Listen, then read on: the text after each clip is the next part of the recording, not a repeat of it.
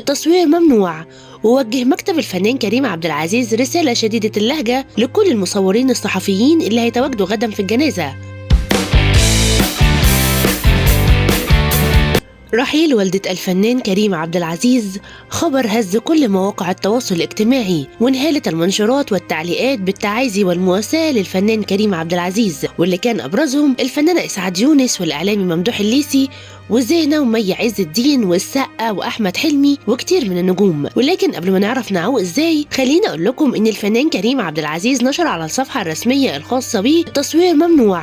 ووجه مكتب الفنان كريم عبد العزيز رسالة شديدة اللهجة لكل المصورين الصحفيين اللي هيتواجدوا غدا في الجنازة. وخلينا أقول لكم عن آخر حاجة ذكرها الفنان كريم عبد العزيز عن تأثره بطلاق والدته ووالده، وقال: وقتها كنت 4 سنين وكنت واعي لانفصال أبويا وأمي، وأنا صغير لومت بابا على الانفصال، وفي نص الطريق لومت ماما، ولما كبرت صالحتهم هما الاتنين. حصل لي وقتها استيعاب للفكرة، لأنه كان مضايقني إن بابا ساب البيت وأمي كانت ست ب100 راجل ورفضت تتجوز عشاننا، وأبويا راح اتجوز ومرات أبويا بقت هي أمي التانية. ولكن خلينا نرجع لتعايز النجوم.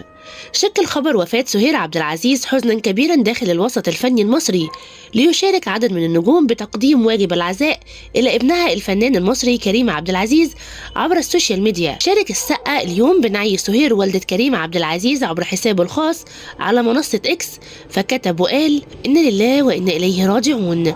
توفيت إلى رحمة الله السيدة الفاضلة سهير عبد العزيز والدة أخي وصديق عمري كريم عبد العزيز، اللهم اغفر لها وارحمها واجعلها من أهل الجنة. وكتب كمان محمد هنيدي على منصة إكس: البقاء لله في وفاة والدة الصديق والأخ كريم عبد العزيز، ربنا يصبركم ويرحمها يا رب. وشارك كمان الفنان أكرم حسني بالدعاء لوالدة كريم عبد العزيز على حسابه الرسمي إكس وإنستجرام، وكتب وقال: إنا لله وإنا إليه راجعون.